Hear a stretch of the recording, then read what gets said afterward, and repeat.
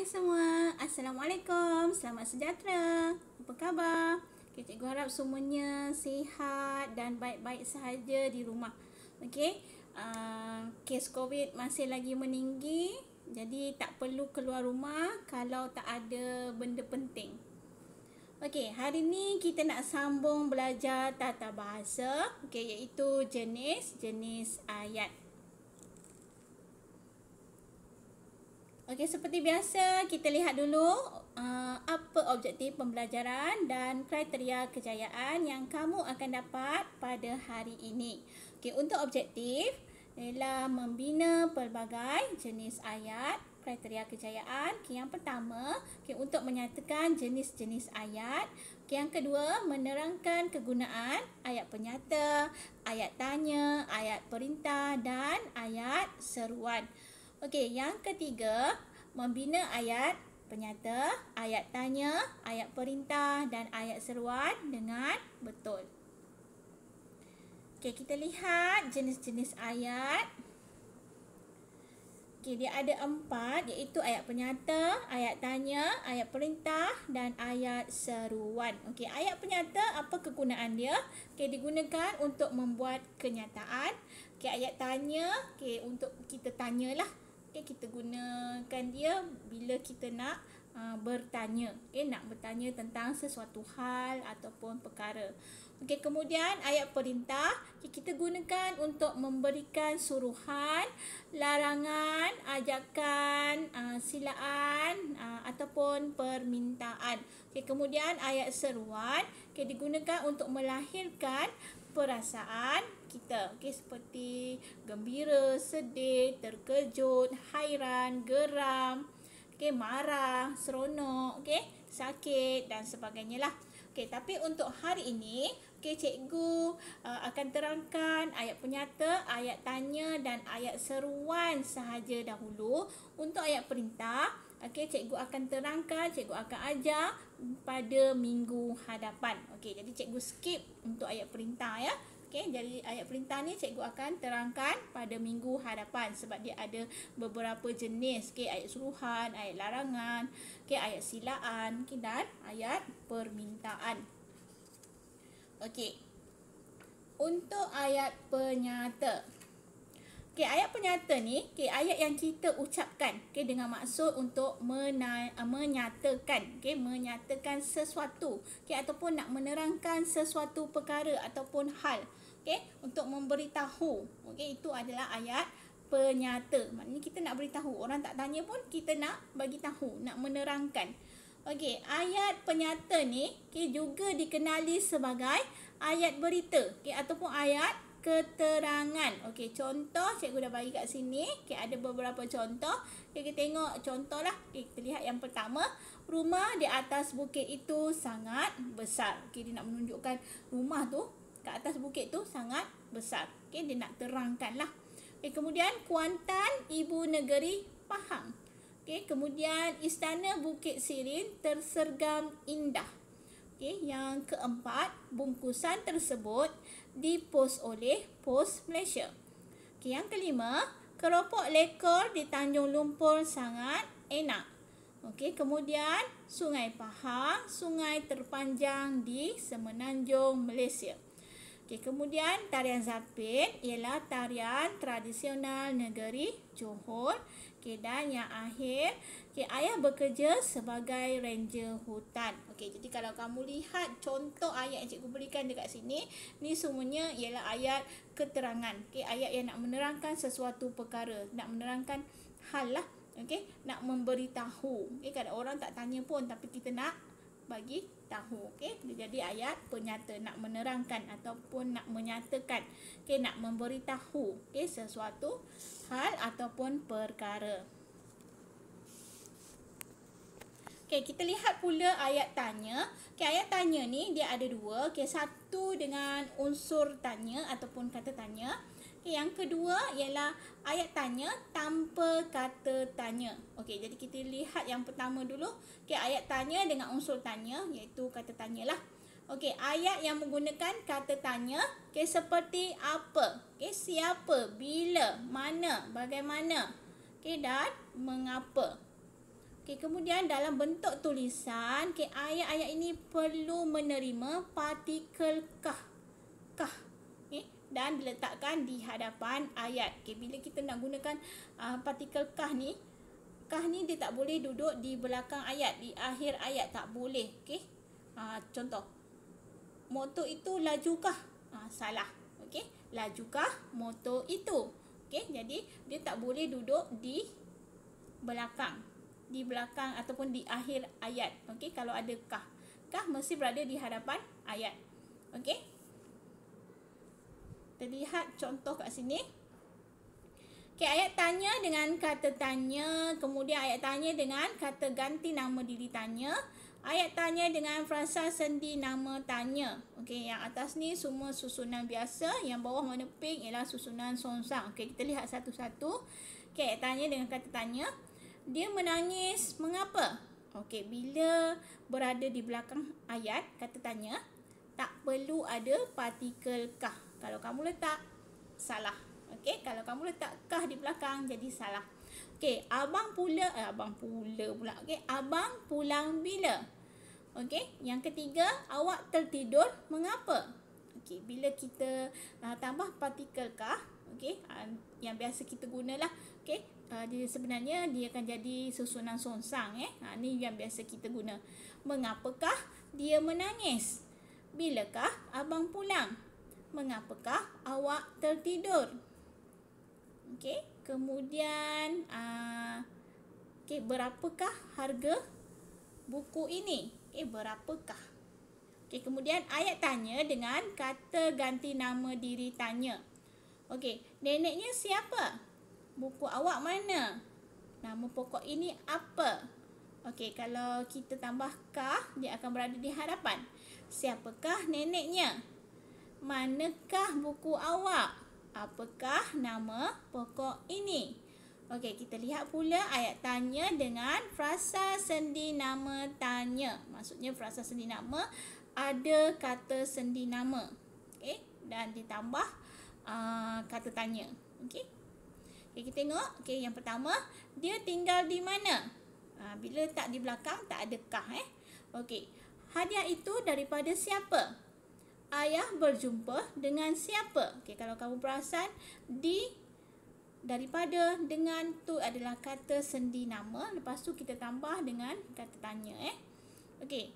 Bila kita nak gunakan kah, dia akan jadi di manakah dia tinggal? Daripada siapakah hadiah itu? Okey, dan yang ketiga, dengan siapakah ayah berjumpa? Okey, bila kita ayat tanya ni mesti apa?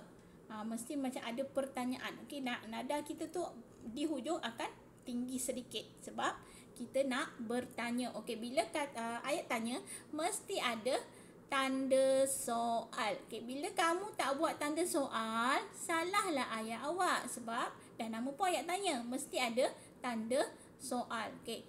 Kalau tak ada kata tanya, tak mengapa. Okey, sebab macam cikgu bagi tahu tadi, ayat tanya sama ada dia dengan unsur tanya iaitu kata tanya ataupun ayat tanya tanpa kata tanya. Okey, kita lihat ya, tanpa kata tanya. Okey, yang penting mesti ada tanda soal. Tak ada tanda soal, bukan ayat tanya. Okey, ayat tanya tanpa kata tanya. Okey, ayat yang kita ucapkan dengan meninggikan nada suara pada akhir ayat penyata. Okey, dalam tulisan nada tanya ini mesti ditandai dengan tanda soal. Okey, kuih itu sedap. Kita tinggikan sedikit nada suara kita di hujung di akhir ayat. Okey. Tu nak menunjukkan tanyalah dan mesti ada tanda soal. Okey, bila tak ada tanda soal, kuih itu sedap. Itu jadi ayat penyata. Okey, baju itu kecil. Okey, kalau tak ada tanda soal, dia jadi ayat penyata. Kena hati-hati. Kalau kamu nak buat ayat tanya tapi tak nak gunakan kata tanya, tak mengapa, tak ada masalah pun. Tapi mesti ada tanda soal. Okey, semalam kamu di Plaza Ansana. Okey, tanda soal. Awak hendak bertolak sekarang juga? Okey, awak sudah makan? Ayah mahu ke Melaka? Ibu hendak menolong kita? Okey, jadi semuanya mesti ada tanda soal. Okey, kita lihat kesalahan dalam ayat tanya. Okey, salah betul. Okey, kereta itu lajukah? Salah. Macam cikgu terangkan tadi, partikel kah dia tidak boleh berada di akhir ayat.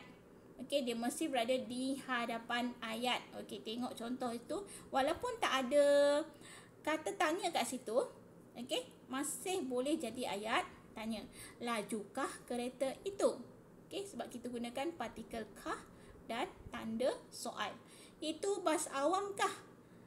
Salah. Kalau kamu nak buat macam ni, maksudnya tak ada kata tanya, okay, kamu buang kah kat situ. Itu bas awam. Itu bas awam, tanda soal. Dan nada suara tu agak tinggi sedikit bila di akhir ayat. Okay, bas awam kah itu? Baru betul kalau nak guna kah. Okay, ayah mahu ke Melaka kah? Salah. Okay, mahu ke Melaka kah ayah? Okay, jadi kena hati-hati. Okay, partikel kah ni bila kita gunakan tanpa kata tanya, okay, maknanya kita boleh gunakan mungkin selepas kata adjektif, kata nama, kata kerja, okay, boleh. Tapi pastikan kamu tahu kedudukannya di mana. Okay, dia mesti berada di hadapan ataupun di tengah-tengah. Okay, bukan di akhir ayat. Okay, awak sudah makankah? Okay, salah. Okay, sudah makankah awak ataupun awak sudah makan? Lebih senang. Okay, semalam kamu di kampungkah? Salah. Di kampungkah kamu semalam? Baru betul. Ataupun semalam kamu di kampung? Ialah ibu negara Thailand kah? Salah. Okay, yang betul, ialahkah ibu negara Thailand ataupun ialah ibu negara Thailand? Macam tu. Okey, kita lihat pula ayat seruan. Okay, ayat seruan berfungsi untuk menunjukkan kita punya perasaan. Okay, sama ada terkejut, hairan, kagum, gembira, geram, marah, seronok, sakit dan sebagainya. Okey, kemudian mesti gunakan kata seru. Okey, wah, cis, amboi, oh, aduh, syabas, nah dan sebagainya. Okey, kalau tak ada kata seru, boleh tak jadi ayat seru? Okey, boleh. Tak ada masalah. Nanti kita akan lihat. Okey, tapi mesti ada tanda seru. Okey, sama juga macam ayat tanya tadi, mesti ada tanda soal. Okey, walaupun tak ada kata tanya, okey, tapi boleh masih menjadi ayat tanya. Okey, dan pastikan mesti ada tanda soal. Okey, sama juga dalam ayat seruan. Kalau tak ada kata seru, masih boleh jadi ayat seruan bila kita letak tanda seru. Okay, di akhir ayat. Okay, sama ada ayat itu didahului oleh kata seru ataupun tidak. Okey, kita tengok contoh Hanim. Okey, Hanim. Lepas tu tanda seru. Ibuku. Okey, tanda seru. Aduh, bisanya. Okey, tanda seru di belakang ataupun di akhir ayat. Okey, bukan selepas kata seru. Salah kalau kamu buat, katalah, aduh, lepas tu kamu buat tanda seru. Salah. Okey, dia mesti di akhir ayat. Okey, aduh, koma, lepas tu bisanya. Okey, baru letak tanda seru. Okey, amboi, cantiknya baju awak. Cis, berani kau datang ke sini lagi? Aduhai, malang sungguh nasibku. Syabas, awak telah berjaya menyelesaikan karangan ini. Okay, kita tengok kesalahan dalam ayat seruan. Okay, macam cikgu terangkan tadi. Okay, selepas kata seru, tidak boleh letak tanda seru. Okay, mana tanda seru ni berada. Okay, di akhir ayat. Okay. Amboi, tanda seru, cantiknya. Salah. Okey, yang betul amboi, koma, cantiknya. Baru tanda seru. Okey, sama juga yang kat bawah tu, sama je. Cuma cikgu nak terangkan maknanya selepas kata seru, okey, bukan letak tanda seru. Okey, letak koma. Okey, kamu boleh lihatlah salah betul kat sini. Wah, besarnya rumah awak. dia ada di sini tadi. Okey, maknanya tanda seru tu mesti di akhir ayat. Okey, tolong ingat dalam kepala awak ya. Okey, hari ni cikgu nak bagi peribahasa. Okey, peribahasa tentang apa hari ini? Seperti membubul jala buruk. Okey, maksudnya penat yang sia-sia. Okey, maksudnya membubul tu macam membaikilah. Okey, macam kita nak membaiki jala yang buruk. Jadi macam penat yang sia-sia. Sebab dia memang dah rosak, memang dah buruk. Okey, tak boleh nak buat apa. Jadi, merupakan penat yang sia-sia. Okey, jadi latihan untuk hari ini, okey, ada 2 tugasan. Okey, tugasan yang pertama, okey, kamu tentukan jenis-jenis ayat yang cikgu bagi kat bawah ni. Okey, sama ada dia adalah ayat penyata, ayat tanya, ayat perintah ataupun ayat seruan. Okey, walaupun tak belajar lagi, cikgu belum terangkan lagi ayat perintah secara detail. Okey, tapi cikgu pasti kamu dah boleh faham ayat perintah tu ayat macam mana. Okey, contohlah sila diam. Okey, jemput masuk, jemput makan. Jangan panjat pokok itu, adik. Contoh Jadi maknanya itu adalah ayat perintah, memberi perintah, memberi suruhan. Okey? Jadi cikgu pasti kamu boleh jawab lah sebab senang je soalan ni pun. Okey, jadi kamu buat kena pasti mana ayat penyata, mana ayat tanya, mana ayat perintah dan mana ayat seruan. Okey, tugasan kedua, bina 2 ayat penyata, 2 ayat tanya dan 2 ayat seruan. Okey, mesti 2 lah. Okey, mesti ada 2 ayat penyata, mesti ada 2 ayat tanya dan mesti ada 2 ayat seruan. Okey, jadi itu sahaja untuk hari ini. Kita dah belajar jenis-jenis ayat iaitu ayat penyata, ayat tanya, ayat tanya dengan kata tanya ataupun ayat tanya tanpa kata tanya. Kemudian ayat seruan. Okey, untuk ayat perintah kita sambung minggu hadapan. Jadi kita jumpa lagi di kelas akan datang. Jaga diri, jaga kesihatan. Bye.